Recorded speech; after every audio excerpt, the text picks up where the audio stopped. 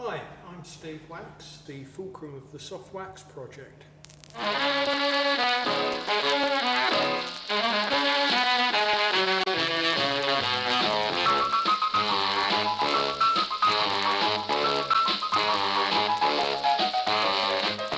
Soft wax is two things basically. Soft wax is a particular performance and multimedia installation which we've run 4 times now. We were first invited to present it as artists in residence at the V22 Arts Festival this summer, and it's been developing ever since then.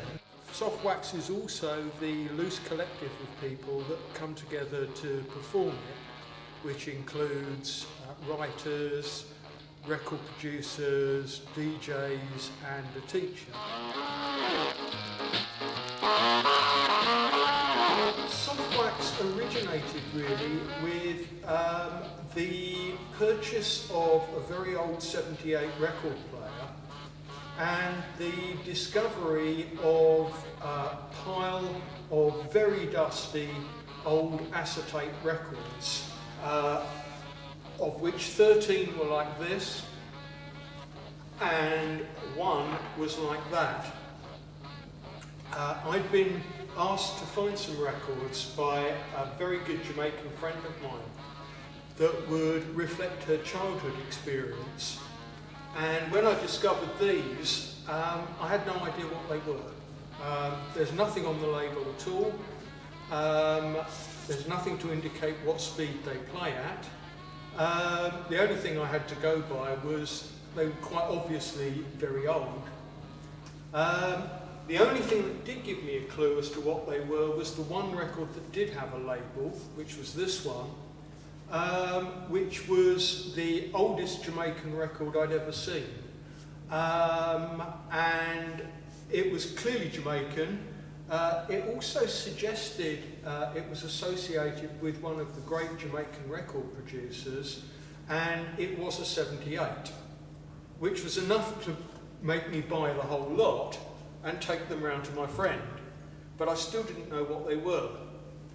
And then as we played them together, we discovered that they were in fact exactly what she'd asked me for. They were Jamaican records from the end of the 50s that she remembered being played as a little girl. That immediately inspired me to want to go and find out much more, both about the other 13, which we still didn't know anything about, apart from the fact that they reminded my friend of her childhood and they played at 78, fortunately. And it inspired her to experience this whole flood of memories about her early childhood in this country. I found out that most of the music on these was actually originated in America and was an old style of music called R&B, together with some different things like jump, jive and blues. And I went to America in search of original American copies of these records. And I also met up with a very good friend of mine, David Katz, who's published a number of very influential books about Jamaican music. And he told me a whole lot more about the background that would have produced these records. And simultaneously, my good friend Cecile was going off and consulting with family members and with old friends of hers from her childhood, and remembering an awful lot about the fashion she used to wear, and she remembered seeing her mother's girlfriends wearing, and the food they used to eat, but also the particular cultural events then. I mean, I'm old enough to remember just how racist it was permissible to be in England then, and therefore the sort of experiences that these people suffered. But most pointedly, you know, there were what were then termed race riots, and you know, these people were the victims, and so we were finding out more about that as well. The lost generation is those people who came from Jamaica and were in England during the 1950s.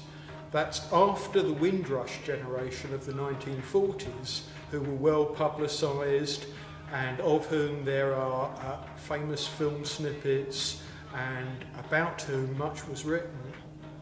And then, of course, as most viewers will be aware, there was a big rise in consciousness of equality in the 1960s with the civil rights movement in America and people like Martin Luther King, and subsequently with the rise of something called the Black Power movement and people like Malcolm X. So that's the 60s, right? The 40s was the Empire Windrush generation. But the Jamaican people who were here during the 50s are sort of a lost generation. They haven't been written about very much. You don't get TV documentaries about them. They're sort of lost between the 40s and the 60s. Musically, for us, is the music that was consumed by and to some extent produced by Jamaicans before ska.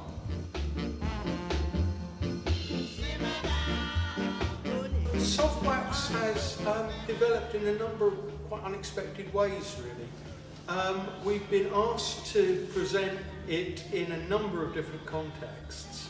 As a result of the V22 festival, we were in fact invited to present soft wax as the entertainment at a very posh wedding in Mayfair.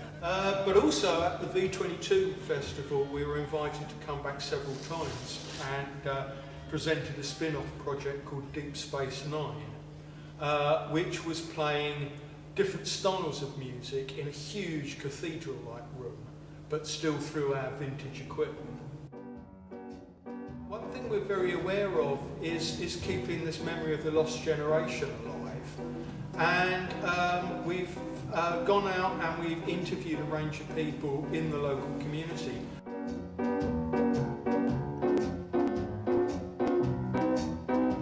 I suppose it's become a vehicle for celebrating and exploring largely forgotten or neglected aspects of culture, usually tied in with popular music. And in Britain we produce our very own form of reggae music now, which is normally known as UK Roots. It's very popular in southeast London, but virtually unknown worldwide. So we took soft wax to America twice this year and used it as a vehicle for performing contemporary British music in the UK Roots style to introduce that to an American audience.